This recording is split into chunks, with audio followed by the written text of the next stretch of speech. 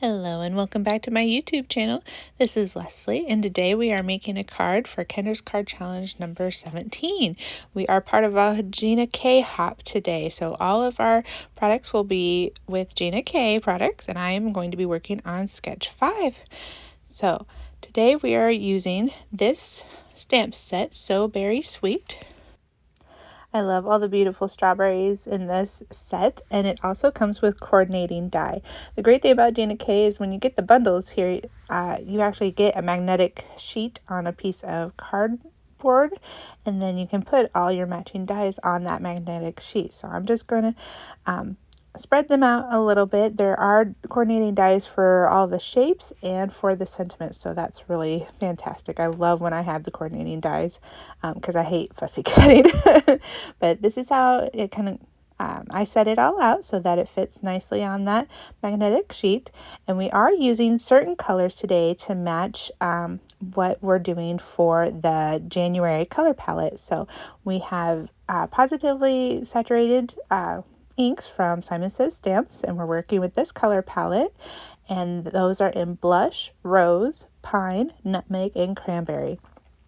So for my card today, I don't have any pattern paper by Gina K, but that's not going to stop me from making one of these sketches. I'm actually going to do a whole lot of stamping today, and I'm going to show you how you can use your stamps to create your own pattern paper.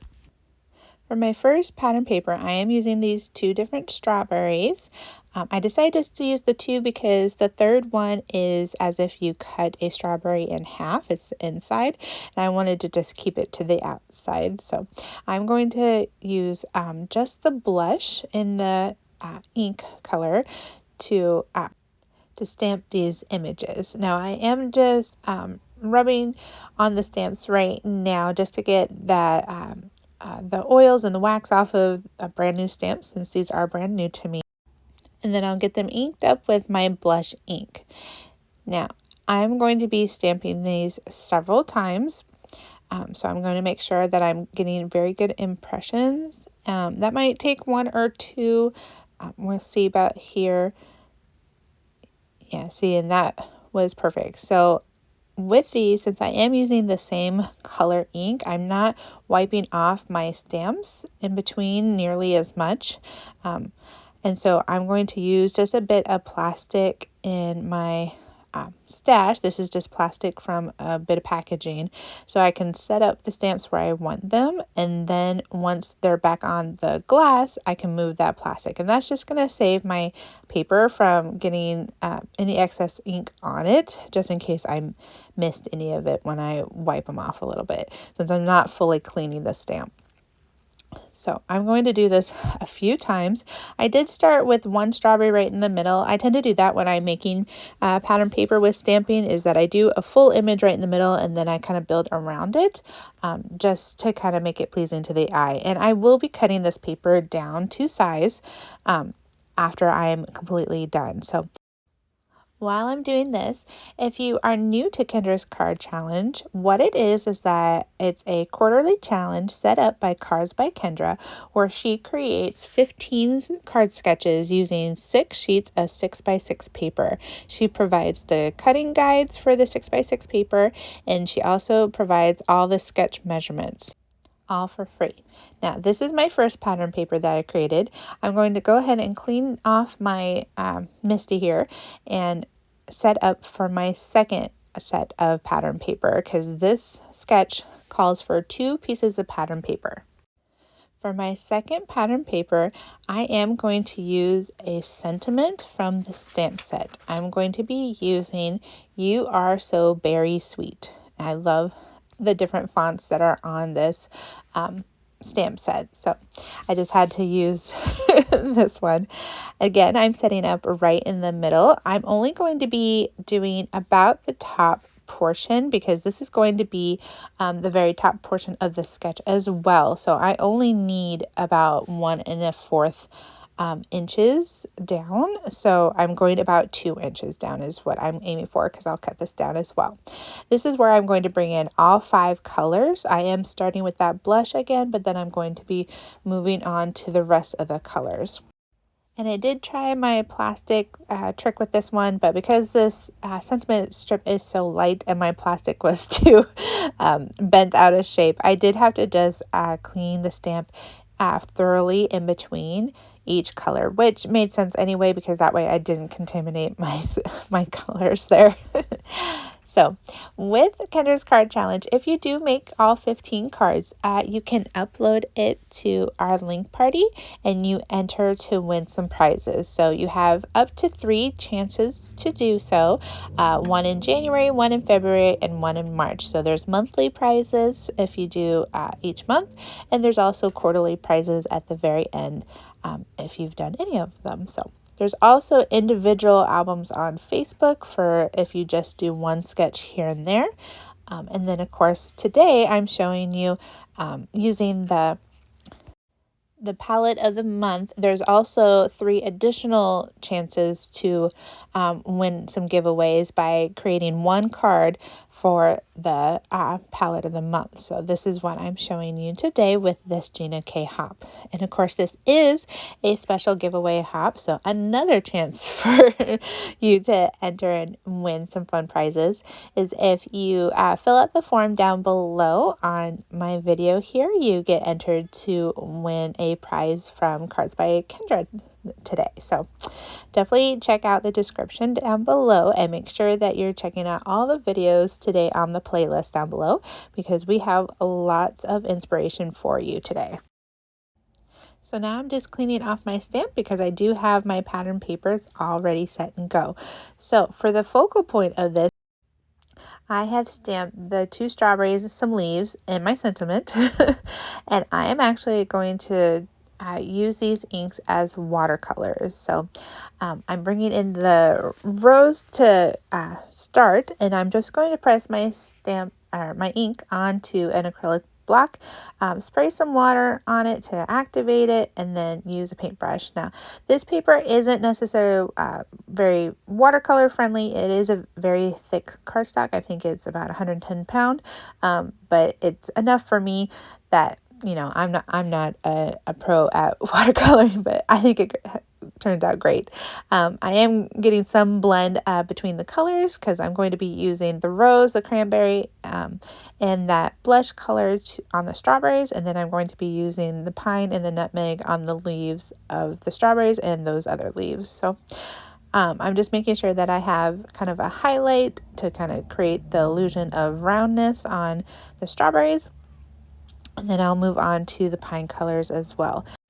And then I am hitting the paper with my heating tool in between some of the layering, just so it is drying in between if I don't want it to blend as much. Of course, these are inks that are water activated, but the drying in between does help so that they don't continue to bleed everywhere. I feel like those leaves took me the longest because my pine ink needs to be re-inked, and so there wasn't a whole lot, and then I think I was using too small of a brush at one point because I was trying to get onto all those edges. So yeah. And then I am just coming in to create a little bit of darkness, add some more depth to it. I'm bringing in the nutmeg to do the stems and then add just a little bit more texture to the leaves as if they're starting to kind of wilt kind of thing. And then I'm going to bring in some white acrylic paint, add a little bit of water to that, and do some splattering on this. I really like texture and depth, and this adds more interest to it. I did that also with the cranberry ink as well. And then I got all those cut out with my with the coordinating dies. Now this sketch calls for the borders, and on the sketch it's a black border.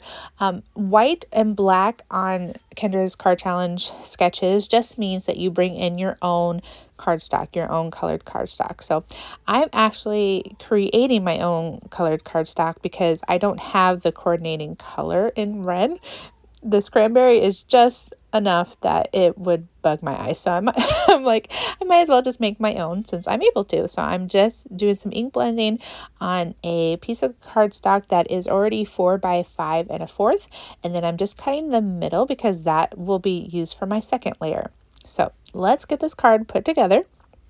Like I said, I made my own border here. I'm using the base as the outer border, so we're going to have a white border and then a red border, and then we'll add in our pattern paper. So I'm just using some tape adhesive to get that down, and then I am going to cut down a piece of scrap white cardstock just to go in that middle area. Since I am setting up my pattern papers on top of this, I do want it not to bend in those places, so that just gives it extra stability.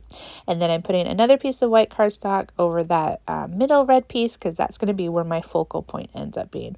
So those are my pattern papers cut down now. The bottom one is at 3 3/4 square paper, and then that top one is 3 3/4 by 1 1/4 paper. So I'm just lining that up so it has a nice red border around it, and then I'll get the other one on top.